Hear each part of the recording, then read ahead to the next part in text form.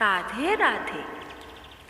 सोचिए, अगर भगवान खुद आपके घर आकर आपका कुछ चुरा ले तो आपको कैसा लगेगा?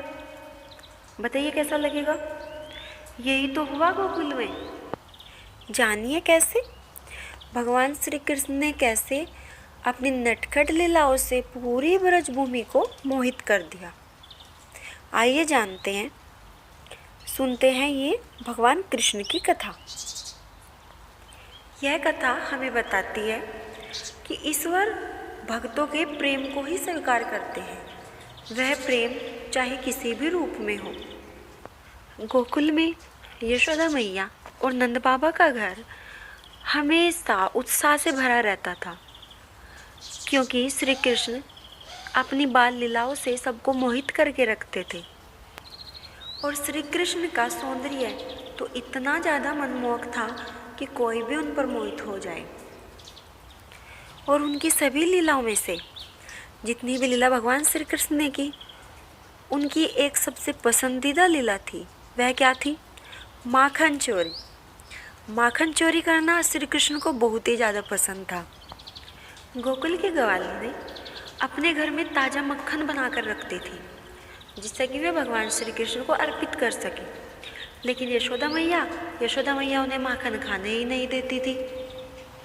लेकिन श्री कृष्ण पर अपने आप को रोक पाना बहुत ही कठिन था, क्योंकि श्री कृष्ण को भी उन ग्वालिनों के हाथ से माखन खाना बहुत ही प्रिय था।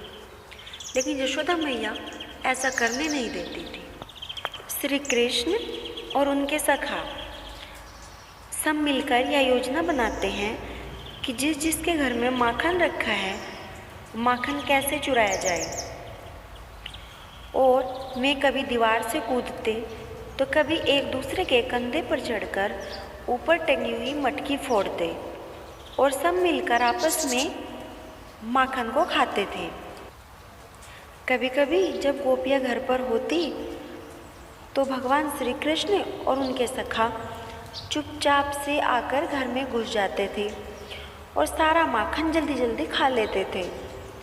लेकिन कभी कभी ऐसा होता था कि वे पकड़े भी जाते थे। एक दिन सारी गोपियाँ परेशान हो गई और सब मिलकर यशोदा मैया के पास कान्हा की शिकायत करने के लिए पहुंच गई और कहने लगी कि हे मैया, तेरा नंदलाल तो बहुत ही ज़्यादा नटखट हो गया है। यह चुपके से हमारे घरों में घुस जाता है और हमारा सारा माखन खा लेता है और हमारी पकड़ में भी नहीं आता है। और अगर हम इसे रोकने की कोशिश भी करें तो अपनी भोली सी सूरत बनाकर हमें मंत्र मुक्त कर देता है। यशोदा मैया हंसने लगी और कहने लगी, मेरा कहना ऐसा नहीं कर सकता, तुम सब तो झूठ बोल रही हो। फिर क्या हुआ? एक दिन यशोदा मैया ने कान्हा को अपने आप ही माखन चोरी करते हुए पकड़ लिया। कान्हा के गालों पर माखन लगा हुआ था तो माता यशोदा गुस्से से लाल हो गई और उन्होंने गुस्से से बोला, कन्हैया, तूने माखन की चोरी की? सच सच बता, तूने माखन चुराया है? तो कान्हा ने अपनी भोली सी सूरत बनाई और कहा, हे माता, मैंने कुछ भी नहीं किया है, ये सब तो मेरे सखा ने किया है। इन्होंने ही माखन चुराया है और यही माखन खा रहे हैं। यशोदा मैया को विश्वास नहीं हुआ और उन्होंने कान्हा को उखल से बांध दिया। बस यहीं से दामोदर लीला शुरू हो गई। भगवान श्री कृष्ण की यह लीला हमें प्रेम, भक्ति और सरलता का संदेश देती है। जब हम अपने हृदय को निश्चल प्रेम और भक्ति से भर देते हैं तो भगवान श्री कृष्ण अपने आप ही हमारे जीवन में प्रवेश कर लेते हैं। अगर आपको यह कथा पसंद आई है तो हमारे चैनल को सब्सक्राइब करें और बेल आइकन दबाना ना भूलें, जिससे कि हमारी आने वाली कथाएं की नोटिफिकेशन आपको सबसे पहले मिल जाए। आइए सब मिलकर भगवान कृष्ण की लीलाओं को पूरी दुनिया में फैलाते हैं।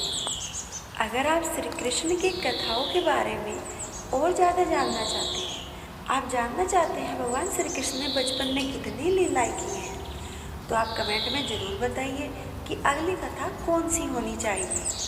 बोलिए भगवान श्री कृष्ण की जय।